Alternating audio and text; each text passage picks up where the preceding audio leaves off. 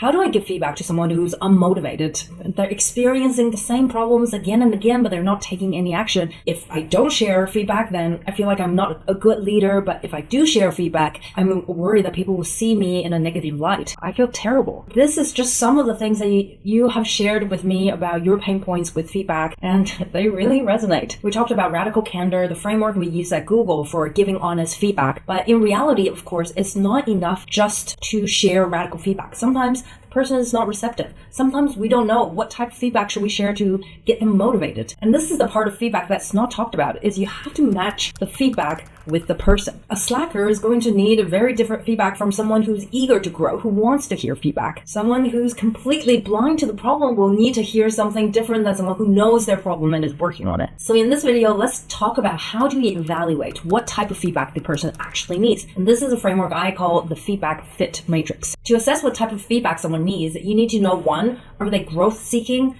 And two, are they self-aware? If they're growth-seeking, it means they have the motivation and the desire to improve, to grow, to develop. And if they're self-aware, it means that they're aware of their strengths, their weaknesses, and where they want to go next. So let's start easy. When someone is both growth-seeking and self-aware, they will love radical candor. This is what I talked about in the last video, and you can check it out after this one. And in a nutshell, it means you are challenging directly and you care about them deeply. So you share honest feedback in a kind way. The person is aware of the problem, they want to solve the problem, they haven't found a solution yet because you have feedback for them. So they're waiting to hear, oh, what am I missing? What kind of experience can I draw from you to get to where I want to go? When you share your feedback, that's direct, that's kind, they'll try it, or you shared your feedback, and win-win. This is the easy quadrant. Now, the second quadrant is for those who are growth-oriented, they're eager, but they are not self-aware. At least not of the problem that you want to point out. So here, of course, honest feedback is helpful, but you want to redirect it not towards, here's your problem, here's how you solve it, because the other person is like, well, I don't have that problem, I don't see it. Rather, it's directing that feedback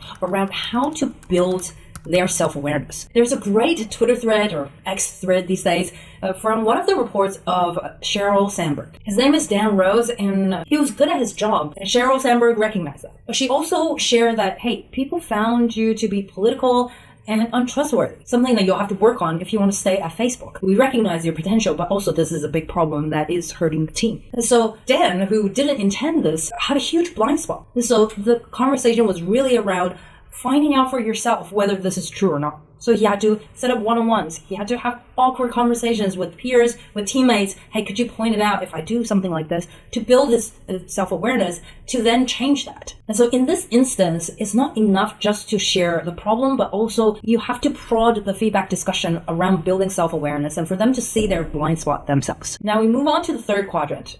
Things are getting more difficult. The person is not motivated. They're not seeking growth, but they are self-aware. They know their strength. They know their weakness. They know where they want to go. This can happen when someone's promoted right after they're not motivated to do anything because they know, well, I've got a long way until the next promotion, so let me take a breather. Here, honest feedback is okay, but whether the other person will do anything about it is questionable. The feedback discussion should be less on the problem and the solution because the person is aware of the problem and maybe the solution. But the bigger problem here is motivation. How do you actually get them to take action? Because that is the final goal of sharing feedback. Now, according to self-determination theory, there are three fundamental things that contribute to motivation. The need for autonomy, the need for competence, and the need for relatedness. So you want to use these three needs to guide the discussion to figure out why are they not interested in growth. Say your feedback is for Bob, who needs to speak up in meetings and build some visibility. Number one, if Bob feels like he doesn't have control over his choices. For example, Bob might feel like, oh, extroverts always interrupting people. Our team just hears the first answer and we just make decisions. We don't even take time to hear other people. So there's nothing I can do. If that's the case, you can center the feedback discussion around how Bob and or you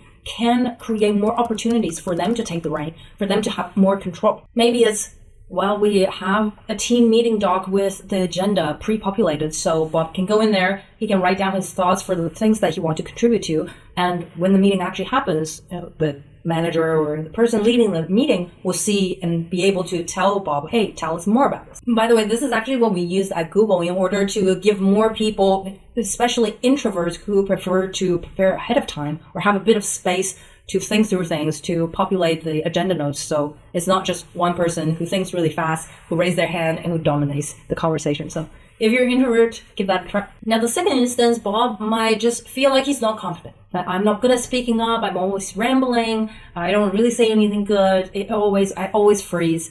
If that's the case, then the feedback discussion won't be really helpful if you say, well, here's your problem. You're not very good at it. That just beats down their need of competence. Instead, it could be phrased more towards breaking down the problem and the solution to create incremental changes that they can implement. In Bob's case, you can say, hey, we can start with the monthly meeting, the department meeting where we get 2 minutes to do quick project updates. You can prepare ahead of time, and this gives you a bit more visibility in front of the department, and it's not that long, so you can get your feet wet. Once you're more comfortable, we can move on to the bi-weekly meetings, maybe with our cross-functional leads. This updates take a bit more time, 5 to 10 minutes, but you will have had some practice, and you can move up. And from there, we can keep on progressing. What do you think? Sometimes the inaction really comes from not knowing how to break down something because, they don't have that much experience. So making things a bit more manageable, make the next steps a bit more actionable is another good way you can help anchor the feedback discussion. Now, the third thing is relatedness, which it means whether you feel connected to people around you. It could be that Bob feels like, hey, no one appreciates my strength because I don't get a chance to show them, or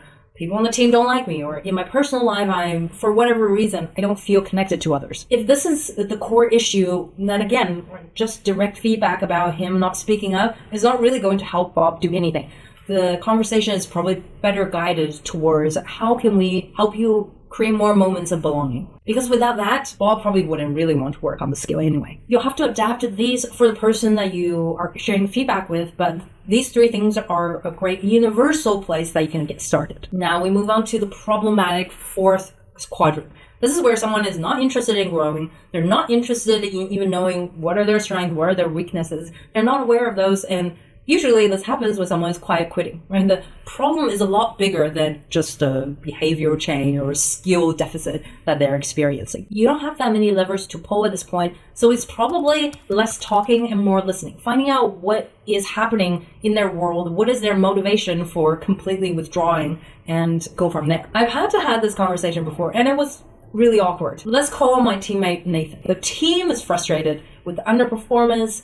Everyone has shared here and there in their own ways, you've got to change something, but hey, it was defensiveness, it was, I don't have this problem. And so I thought, okay, I'm going to be logical, and I'm going to lay out the logical reasons, the evidence, the examples, and just walk you through it. And I walked him through it. So much overwhelming logical explanation, and it really did not work. Nathan was just like, no, there was other reasons for this, that, and I don't know why everyone's attacking me like this. I don't have this problem. And at that time, everything that was in my toolbox for feedback was just logic. It was just, how can I tell you what is wrong? I was still operating in my lawyer mindset. So after a lot of frustration, talking to a lot of mentors, someone suggested, hey, I think you need to stop talking. You need to actually listen to Nathan and hear his side of the story. It never occurred to me. So I set up another conversation. Nathan was reluctant, but whatever. We sit down and I say, okay, you know what I have to say, but I want to hear what you have to say. Tell me, what's on your mind? What is happening? I know you're frustrated about something.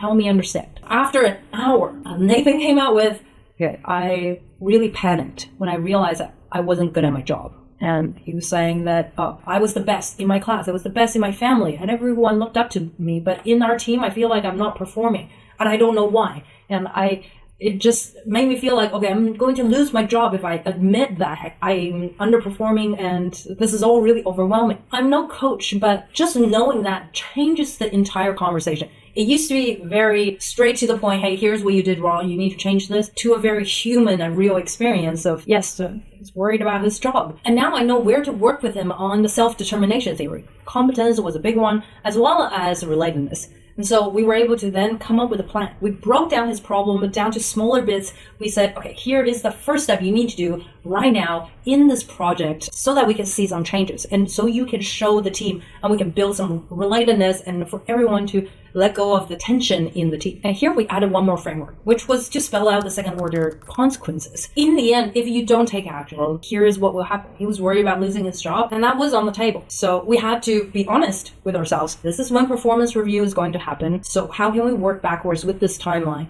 and show your improvement? The good news is, in the end, actually, Nathan apologized, turned things around, was really earnest, and actually made a lot of great connections, got promoted. And this whole saga really showed that sharing critical feedback, going out of your way to help someone, is a very emotional journey. It's not just about the logic, it's not just about being clear, it's about being clear and helpful, and spending some time to know what the other person really needs. Giving feedback is probably one of the most difficult conversations we're going to have at work, and yet we're not taught how to do them. We're not given any tools. We don't have a system for how to build things. So if you want more, I'm talking about this in the feedback framework workshop, where we'll share systems, frameworks, and practice delivering feedback. So check out the link below and check out this video here on Radical Candor that we use at Google, and I'll see you in the next video. Bye.